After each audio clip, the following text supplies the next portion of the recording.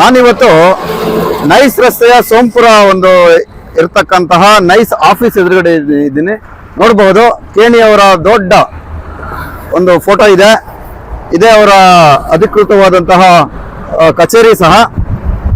ಇವತ್ತು ಬಂದಿರತಕ್ಕಂಥದ್ದು ಕಾರಣ ಏನಂದ್ರೆ, ನೈಸ್ ಏನಿದೆ ಒಡಂಬಡಿಕೆ ಅಂದ್ರೆ ಲೀಸ್ ಪೀರಿಯಡ್ ಏನಿದೆ, ಈಗ ಆಲ್ರೆಡಿ ಜನವರಿಗೆ ಅದು ಮುಗಿದಿದೆ.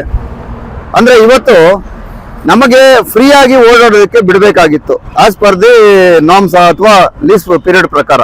ಅದು ಇವತ್ತು ಸಹ ಟೋಲನ್ನು ಸಂಗ್ರಹಿಸಿ ನಮ್ಮ ಜನರ ಜೇಬಿಗೆ ಕತ್ರೆ ಹಾಕ್ತಾ ಇದ್ದಾರೆ.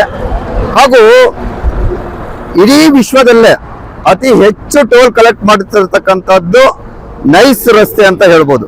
ಯಾಕೆಂದ್ರೆ ಒಂದು ದ್ವಿಚಕ್ರ ವಾಹನಕ್ಕೆ ಕೆಂಗೇರಿಯಿಂದ ನಮ್ಮ ಹೊಸೂರು ರೋಡ್ಗೆ 70 ರೂಗಳನ್ನು ಕಲೆಕ್ಟ್ ಮಾಡ್ತಾ ಇದ್ದಾರೆ. ಕೆಂಗೇರಿಯಿಂದ ಮಾಧವರಕ್ಕೆ ಸುಮಾರು 70 ರೂಪಾಯಿ ಕಲೆಕ್ಟ್ ಮಾಡ್ತಾ ಇದ್ದಾರೆ ಈ ಟೂ ವೀಲರ್ಗೆ ಮಾತ್ರ. ಇಡೀ ದೇಶದಲ್ಲಿ ಯಾವುದೇ ಟೋಲ್ ರಸ್ತೆಯಲ್ಲಿ ಟೂ ವೀಲರ್ಗೆ ಟೋಲ್ ಕಲೆಕ್ಟ್ ಇಲ್ಲ. ಆದ್ರೆ ನಮ್ಮ ದುರಾದೃಷ್ಟ ಏನಂದ್ರೆ, ನಮ್ಮ ಬೆಂಗಳೂರಿನಲ್ಲಿ ನೈಸ್ ರಸ್ತೆಯನ್ನ ನಾವು ಇವರಿಗೆ ಅಡ ಇಟ್ಬಿಟ್ಟಿದೀವಿ. ಸರ್ಕಾರ ಅಡ ಇಟ್ಟಿದೆ. ಅವರು ಸಹ ನಮ್ಮನ್ನ ಲೂಟಿ ಮಾಡಿಕೊಂಡು ಅತಿ ಹೆಚ್ಚು ಲೂಟಿ ಮಾಡಿ ನಮ್ಮ ಜನರ ಜೇಬಿಗೆ ಕತ್ರೆ ಹಾಕ್ತಾ ಇದ್ದಾರೆ. ನಿನ್ನೆ ವಿಧಾನ ಪರಿಷತ್ನಲ್ಲಿ ಒಬ್ಬ ಸದಸ್ಯರು ಇದ್ರ ಬಗ್ಗೆ ಪ್ರಶ್ನೆ ಕೇಳಿದ್ದಾರೆ. ಅದಕ್ಕೆ ನಮ್ಮ PWD ಸಚಿವರು ಸಮರ್ಪಕವಾದಂತಹ ಉತ್ತರವನ್ನು ಸಹ ಕೊಟ್ಟಿದ್ದಾರೆ. ಟೂ ವೀಲರ್ಗೆ ನಾವು ಫ್ರೀ ಮಾಡೋದಕ್ಕೆ ಯೋಚನೆ ಮಾಡ್ತೀವಿ ಅಥವಾ ವ್ಯವಸ್ಥೆ ಮಾಡ್ತೀವಿ ಅಂತ ಹೇಳ್ತಾ ಇದ್ದಾರೆ. ಆದ್ರೆ ಕೇವಲ ಇದು ಆಶ್ವಾಸನೆ ಆಗಬಾರ್ದು, ಇದು ಕೇವಲ ಒಂದು ಕಾಗದದಲ್ಲಿ ಇರಬಾರ್ದು, ಅದು ಅನುಷ್ಠಾನಕ್ಕೆ ಬರಬೇಕು. ಅನುಷ್ಠಾನಕ್ಕೆ ಬರಬೇಕು ಅಂದ್ರೆ ಸತೀಶ್ ಜಾರಕಿಹೊಳಿ ಅವರು ಇದರ ಬಗ್ಗೆ ಗಮನ ಹರಿಸಿ ಈ ರಸ್ತೆಯ ಒಂದು ಏನ್ ಟೋಲ್ ಇದೆ ಸಂಪೂರ್ಣವಾಗಿ ಉಚಿತ ಮಾಡಬೇಕು. ಯಾಕಂದ್ರೆ ಆಲ್ರೆಡಿ 30 ವರ್ಷಗಳ ಲೀಸ್ ಪೀರಿಯಡ್ ಮುಗಿದಿರೋದ್ರಿಂದ ಈ ರಸ್ತೆಯನ್ನ ಟೋಲ್ ಆಗಿ ಅವರು ಮಾಡೋದಕ್ಕೆ ಬರೋದಿಲ್ಲ.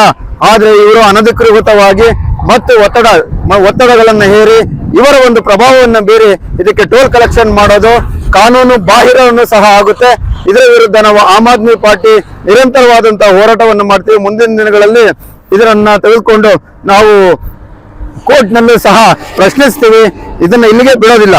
ಹಾಗೆ ನಮ್ಮ ಜನರಿಗೆ ನಮ್ಮ ಮೂಲಭೂತ ಸೌಕರ್ಯಕ್ಕೆ ಹೆಚ್ಚಿನ ಒತ್ತು ನೀಡಬೇಕಾದಂತಹ ಸರ್ಕಾರ ದಿವ್ಯವಾದಂತಹ ಮೌನವನ್ನು ವಹಿಸಿದೆಯಲ್ಲ, ಇದರಲ್ಲಿ ಯಾರು ಶಾಮೀಲಾಗಿದ್ದೀರಾ, ಯಾರು ಸೂಟ್ ಕೇಸ್ ತಗೋತಾ ಇದ್ದೀರಾ ಅದೆಲ್ಲ ಯಾರಿಗೂ ಗೊತ್ತಿಲ್ಲ. ಆದರೂ ಸಹ ಈ ವಿಷಯವನ್ನ ಗಂಭೀರವಾಗಿ ತೆಗೆದುಕೊಂಡಿರ್ತಕ್ಕಂಥ ಆಮ್ ಆದ್ಮಿ ಪಾರ್ಟಿ ಅಂತ ನಾವು ನಮ್ಮ ಸಂಘಟನೆ ಮುಂದಿನ ದಿನಗಳಲ್ಲಿ ಉಗ್ರ ಹೋರಾಟ ಮಾಡೋದಂತೂ ಕಟು ಸತ್ಯ.